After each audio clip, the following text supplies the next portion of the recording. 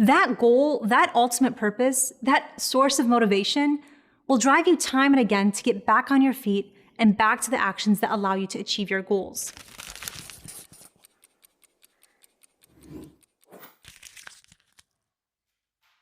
A few years ago, when I moved to a different city, I had the fun job of signing up at a new gym. And if any of you ever had to deal with gym memberships, you know how tricky the process can get. You can never simply walk into a gym and start working out. You might be offered a drink, a wristband, and then a tour of the entire facility.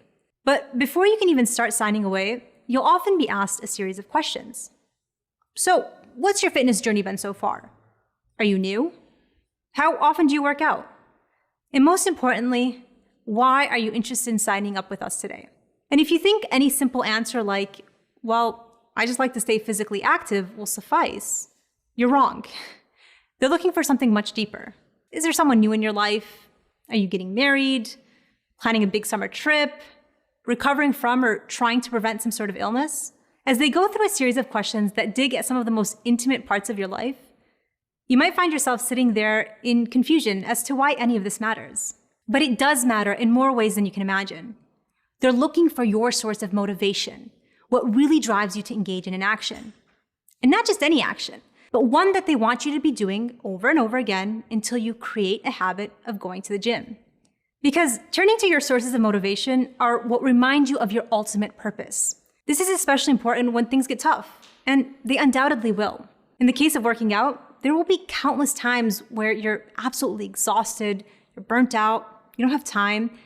And in those moments when you feel like quitting, you remind yourself, no, I need to work out because I see myself in the long run.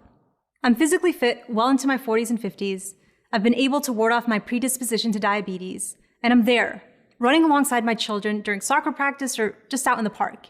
That goal, that ultimate purpose, that source of motivation will drive you time and again to get back on your feet and back to the actions that allow you to achieve your goals. In the exact same way, you want to visualize how your day-to-day goals will allow you to achieve your ultimate purpose in life. Allah subhanahu wa ta'ala knows exactly how the human mind operates. So it's no surprise that both the Quran and the sayings of the Prophet ﷺ are filled with metaphors and detailed descriptions of what lie ahead for the believers. One of my favorite verses vividly illustrates just one aspect of Jannah.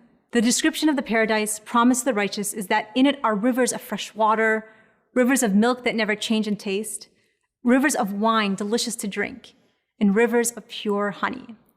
There, they will have all kinds of fruit and forgiveness from their Lord.